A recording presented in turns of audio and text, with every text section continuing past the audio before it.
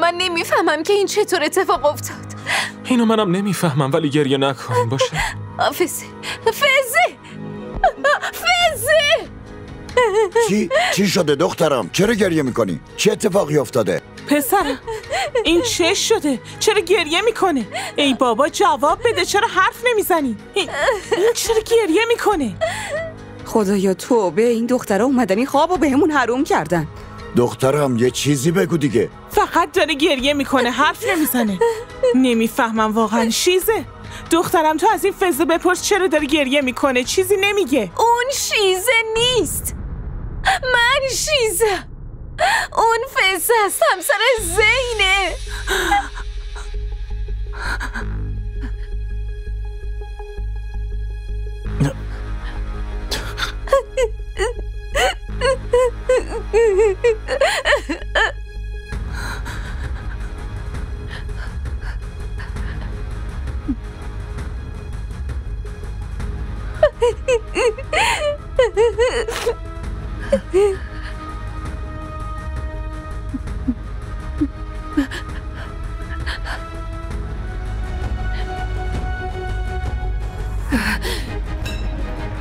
دختر چی کار میکنی؟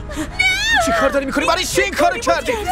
چی کار کردی؟ زنگ بزن این آمبولانس خبر بزن. زود باش زنگ بزن.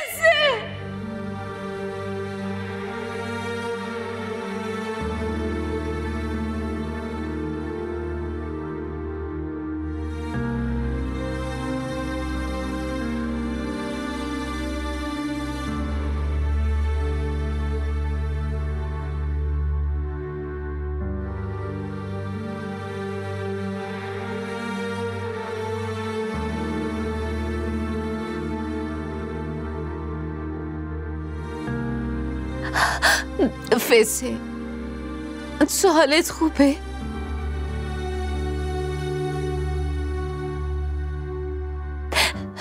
این چه کاری بود کردی؟ داشتی خودتو به کشتن میدادی. اگه تو چیزیت میشد چی ها؟ چرا منو نجات دادین؟ میذاشتین بمیرم. میزنمت ها. تفلک درست میگه، بیچاره زندگیش نابود شده. این چه حرفیه میزنین؟ حالا روزشو ببین. چیزی رو میگم که واقعیته. بهتر شما هیچ حرفی نزنید. محوش، این چه طرز حرف زدن به آبجیه؟ اون بزرگمونه. این کجا بزرگ و کوچیک سرش میشه؟ زن بی‌ادب. شما هیچی نمیدونین. خونه که رفتیم خودم همه چی رو براتون توضیح میدم. خب لطفاً خواهش میکنم آروم باش. آروم. فزه دخترم. فزه شما دخترمونو به چه حال روزی انداختین؟ هنوز یه روزم از عروسیش نگذشته. آبجی ناصر، باور کنین ما در این مورد هیچی نمیدونیم. یعنی چی؟ شما نمیدونین پس کی میدونه ها؟ این اشتباه ماست که دخترایی مثل دست گلمونو به شما دادیم.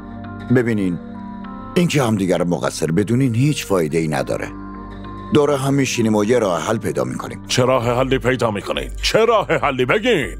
به خدا بی‌پروا بودن شما زندگی دخترای منو نابود کرده. بهتره که از اینجا برین. ما خودمون مواظب بچه هامون هستیم. ببینین عصبانیت شما بیجاست. اگه ممکنه ما رو ببخشین. باور کنین ما خودمونم نمیدونیم یه دفعه چی شد اینطوری شد. من بهتون گفتم که از اینجا برین. نمیخوایم باهاتون رابطه داشته باشیم. لطفاً شما ما رو ببخشین. چه آدمای جالبی.